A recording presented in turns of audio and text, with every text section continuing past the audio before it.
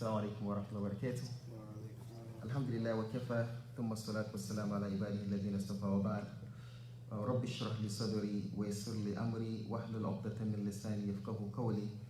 Inshallah, today's class is going to be reading from the book of our noble scholar Ibn Uthaymeen, and that is the book Majalis Shahr Ramadan, sitting during the blessed month of Ramadan, and there are 30 sittings altogether. And today we'll just be reading on the chapter where our noble scholar addressed the issue of Zakat al-Fitr, because this is the last 10 days.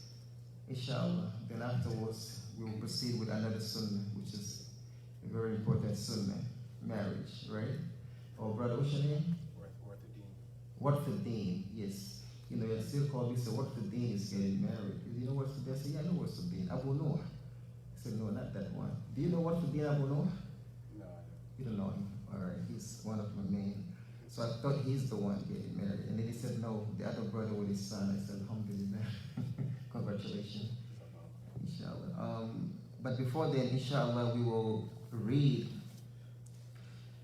what our noble scholar Ibn Uthaymeen mentioned in this book, so that we can learn from it together. May Allah Almighty allow that to be a treasure of knowledge for us. Amen. Ibn Uthaymeen, he began by praising Allah the Almighty. He said, all praise are due to Allah, the all-knowing, the all-wise, the most high, the great. He created everything and determined its proper measure.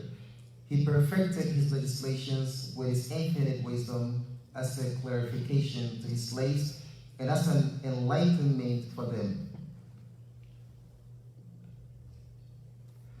He said, I praise him for his perfect attributes, and I thank him for his outflowing bounties. I bear witness that none has the right to be worshipped but Allah alone without a partner. To him belongs the sovereignty, and to him belongs the praise. He is able to do all things. I further bear witness that Muhammad sallallahu alaihi wasallam is a slave and his messenger, the giver of glad tidings and a warner. May Allah shower his blessings and mercy on him, his family members, his companions, and whatever follow their footsteps to the day of judgment. Amen. Ibn Uthaymeen said, oh my brothers, indeed, your blessed month is bidding you farewell. You know, Ramadan is about to end. You know, we have how many days left? Like 7, 8, right? 7 actually, or less. 7 days, right? So he said, the month is bidding us farewell, and it is not left from it but a short period of time. Therefore, whoever finds himself upon good, he should be grateful to Allah, and whoever finds himself to be neglectful, he should repent to Allah and ask forgiveness from his Lord for his negligence. For indeed, seeking forgiveness before death is acceptable. So if you find yourself to be among those who are neglectful of the first 2/3 of the month, you did not establish the night prayers, you did not give charity, you did not read the Quran as you should, and you did not withdraw from the shortcoming that you are committing, then this is the time for you to repent before the arrival of death, because when death arrives, then the door of Tawbah is shut. So we ask Allah the Almighty to make us amongst those who repent. Amen. He said, oh my brothers, Allah has legislated that you give the Zakat al-Fitr, and that is the charity that you give to the poor upon completing the month of Ramadan. So Zakat al-Fitr is a charity that you give upon completing the month of Ramadan. It should be given before the Eid prayer, at the conclusion of this month of yours. Therefore, in this sitting, we shall address its rulings, wisdom, what to give, its quantity, when it is obligatory to give our zakat, and where do you give it. Beginning with its ruling. What is the ruling of giving zakat al-fitr? It's mandatory, right? What are the 5 rulings of Islam? Wajib, Sunnah, Mubah, Makruh, Mashallah. You gotta come sit here. Right? So the 5 rulings of Islam, they are, sorry about that.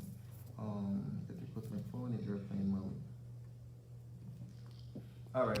So the 5 rulings of Islam are, number 1, wajib, which is mandatory, meaning if you do it, you get reward. If you do not do it, you get punished, right? Number 2, mustahab, which is recommended. If you do it, you get reward. If you do not do it, you will not get punished for doing it. Number 3, haram, which is impermissible. If you do it, you get punished. If you stay away from it, you get reward. Number 4, makruh, which is disliked, right?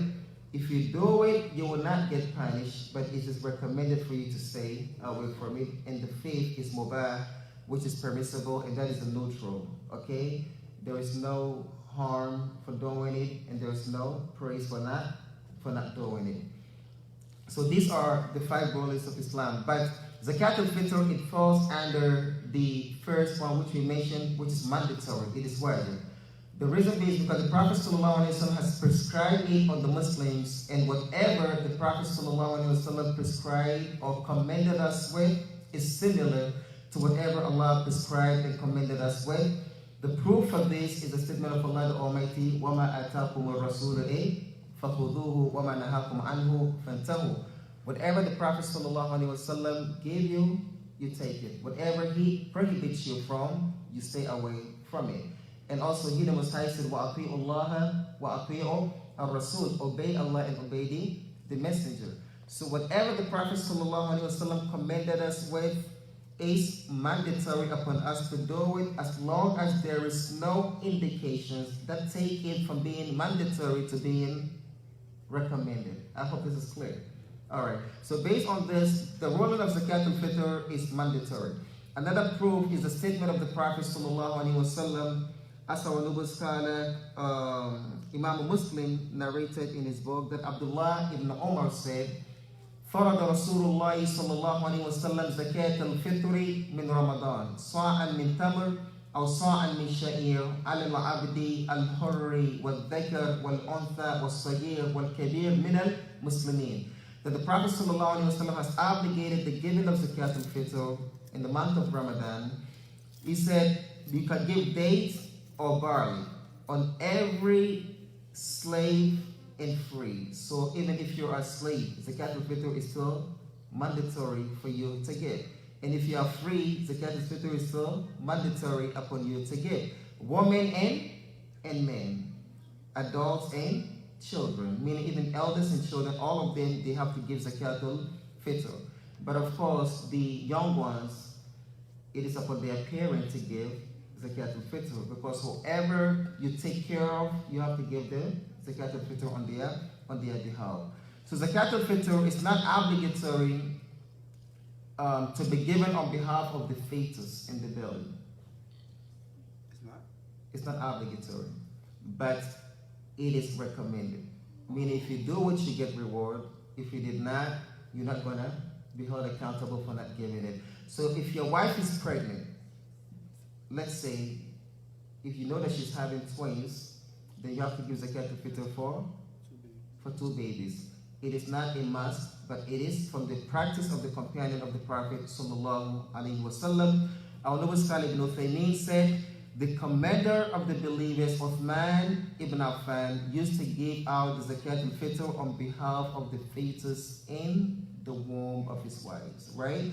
Every Muslim must give it on behalf of himself and those whom he is responsible for. So if you have parents that you take care of, you give Zakat al-Fitr on their behalf, and they don't have to give. If you have children, let's say it is you and your 5 children in the house, you give Zakat al-Fitr on your behalf and on behalf of the 5 children that are in your house. But if your children are old enough to be able to take care of themselves, you know, they're making an income, then they give Zakat al-Fitr on their own behalf. I hope this is clear. Alright. Ibn Uthaymeen said it is obligatory only on those who have enough to cover their needs for the day of Eid and extra. So this is the nisab of Zakat al-Fitr. The nisab of Zakat al-Mal is 85 grams of gold. And if you have that 85 grams of gold, it has to remain with you until the year comes around 8. If it decreases, then It is not mandatory, but whatever adds on it, you have to give 2.5% of it. But the Zakat al-Fitr, the nisab of it is to have enough to nourish yourself on that day, which is the day of Eid, and extra.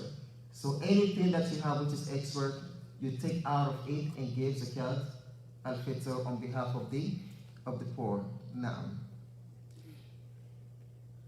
the proof for this is the statement of Allah the Almighty, فَاتَّقُوا اللَّهَ مَسْتَطَعْتُمْ, fear Allah to the best of your ability.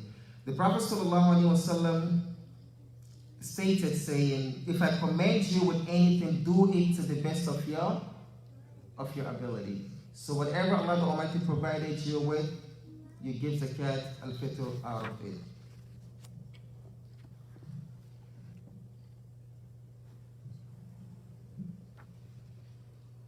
What is the wisdom behind giving Zakat al-Fitr? Could you think of any wisdom? So everyone can eat during Eid. So that the poor people will also get to eat during the Eid. Like he said, so that everybody will get something to eat during the Eid. And what else? For shortcoming. For purification of your shortcoming, right? Because the Prophet ﷺ said, فرض رسول الله صلى الله عليه وسلم زكاة الفطر طهرة للصائم من اللغو والرفث وطعمة للمساكين فمن أداها قبل الصلاة فهي زكاة مقبولة ومن أداها بعد الصلاة فهي صدقة من الصدقات. The Prophet ﷺ has prescribed the giving of the Zakat al-Fitr as a purification for the fasting person from vanity and from flirtation, as well as a nourishment for the poor. Therefore, whoever gives it before the feast prayer, it will be accepted from him as Zakat al-Fitr, but whoever gives it after the prayer, then it will be accepted from him as the regular charities. So Zakat al-Fitr must be given before the Eid prayer. If you give it after the Eid prayer, you'll get the reward of it, but it will not be considered Zakat al-Fitr. It is like the udhiyah, the sacrificial animal offering on the day of Eid. If you slaughter before the prayer, it would be, just meat that you give to people, you get reward for it as charity, but it will not substitute for the udhiyah. You still have to get a sheep and slaughter for the udhiyah. So this is the condition. You have to give it within its time frame.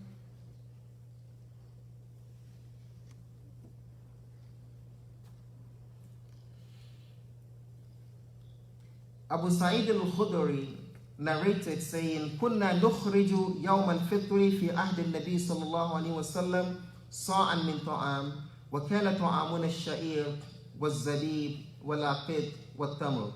He said, during the time of the Prophet ﷺ, we used to give Zakat al-Fitr, we used to give food. And our food then was barley, raisins, cheese, and dates.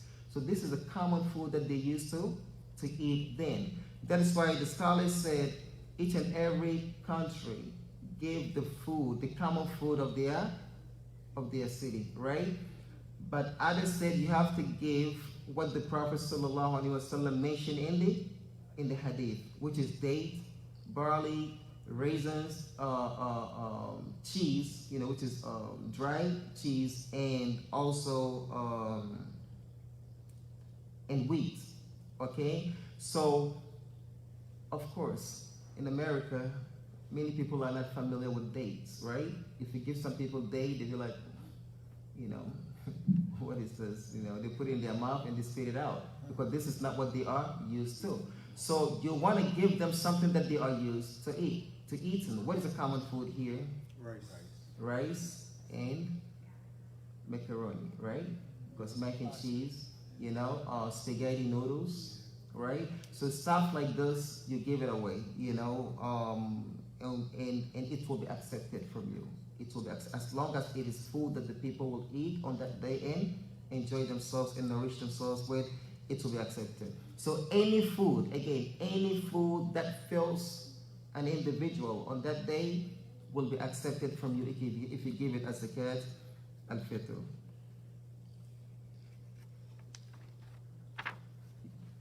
We said food, not liquids. Right? All right? Anything that is food. Um,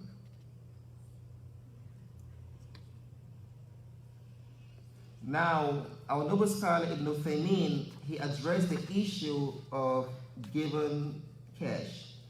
He said, likewise, giving cash instead of food will not be accepted because it is contrary to what the Prophet ﷺ commended us with.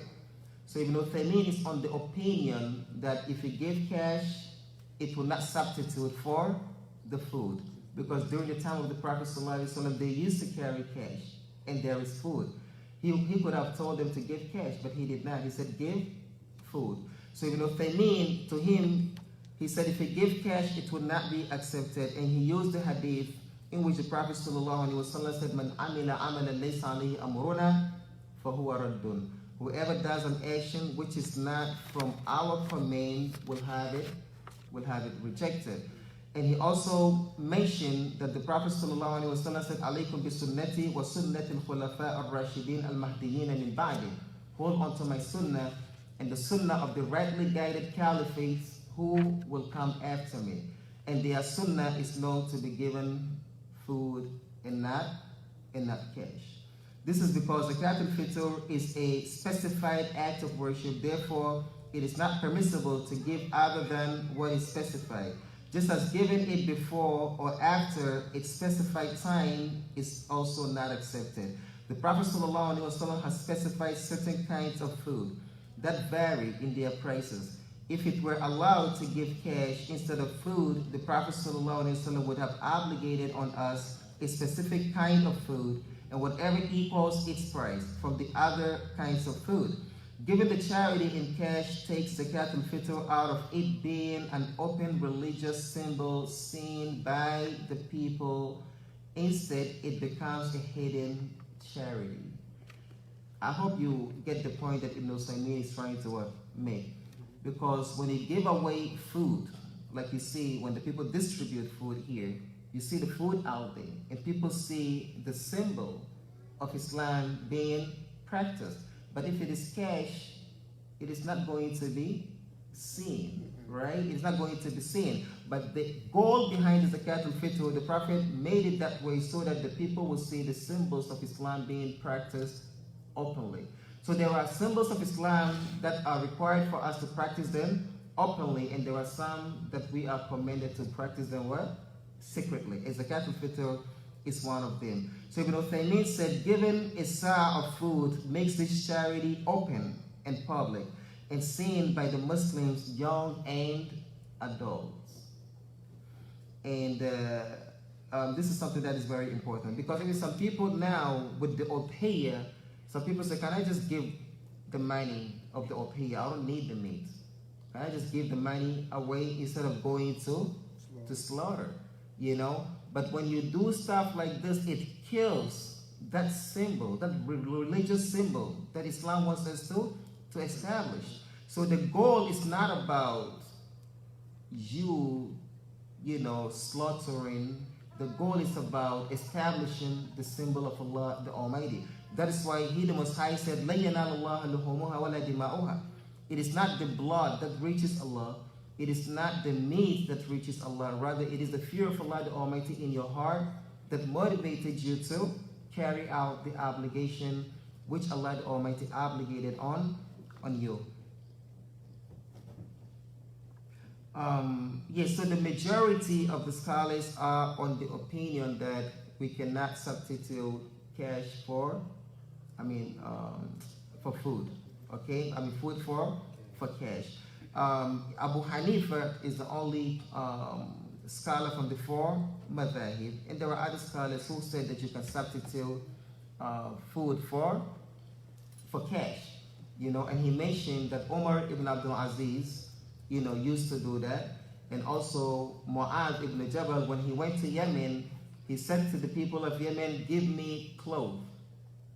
Give us clothes instead of food, because this is what the companions of the Prophet ﷺ are more in need of.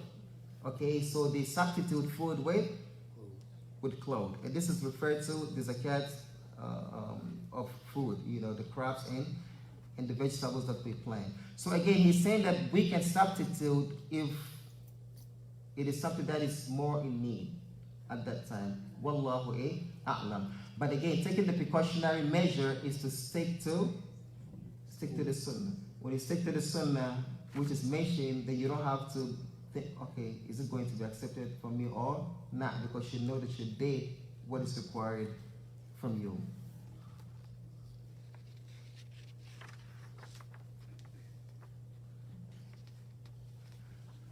All right, when do we give Zakat al-Fitr? When is the time to give Zakat al-Fitr? The scholars have divided the time of giving Zakat al-Fitr into three. Waqtu wujub, wa waqtu fadila, wa waqtu jawaz. The time in which giving Zakat al-Fitr is mandatory, and the time in which giving Zakat al-Fitr is recommended. What am I going to say? Is permissible. And the third is the time in which giving Zakat al-Fitr is the best time, which is the morning of Eid. So giving Zakat al-Fitr in the morning of Eid is the best time to give Zakat al-Fitr. When does it become mandatory? The last day of Ramadan, the first night of Eid, which is the night of Eid, the first night of Shawwal, right? And it's the last day of Ramadan. This is when it becomes mandatory for you to give Zakat al-Fitr, which means if you die before the last day of Ramadan, Zakat al-Fitr is not mandatory upon you. But if you die afterwards and you have the ability to give Zakat al-Fitr, you did not, it becomes mandatory upon you. So which means whatever you left behind will be taken out and be given away to the poor. When is it okay to give Zakat al-Fitr? Our scholars said Abdullah ibn Umar used to give Zakat al-Fitr 2 days before the day of Eid. So Ahmed ibn Hanbal and the Hanabila, they said this is when it is okay for you to give Zakat al-Fitr. Imam Shafi'i said you can give Zakat al-Fitr from the 15th day of Ramadan, meaning when Ramadan is had. Abu Hanifa and some of the other scholars said you can give Zakat al-Fitr from the first day of Ramadan. Because the reason why we give Zakat al-Fitr is because of fasting. And as long as the day of fasting began, you can give Zakat al-Fitr up front. Wallahu a'lam. And Allah the Almighty knows best. So we ask Allah the Almighty to grant us understanding of the deen. Ameen.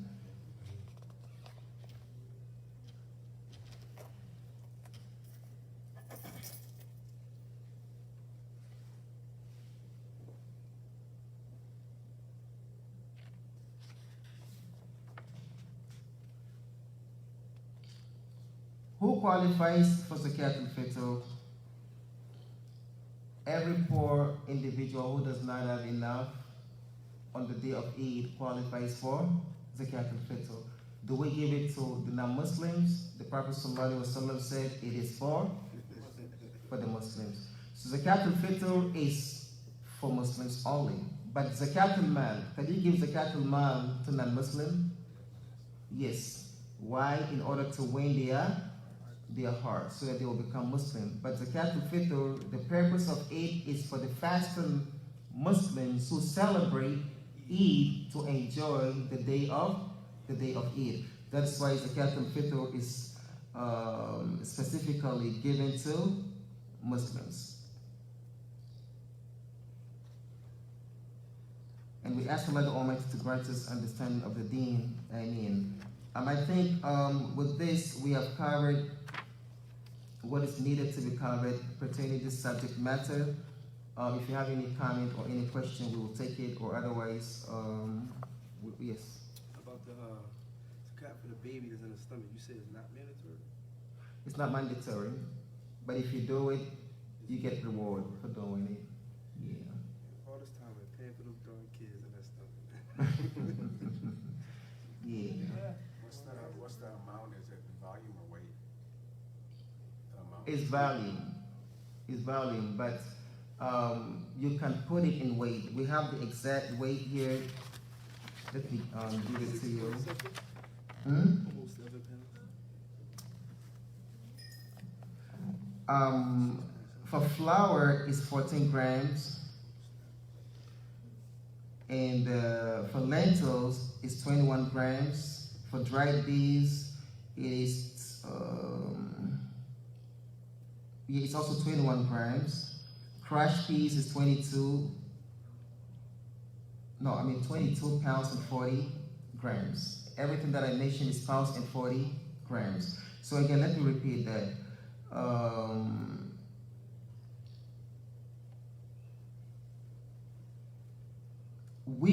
For wheat, you give 2 pounds and 40 grams.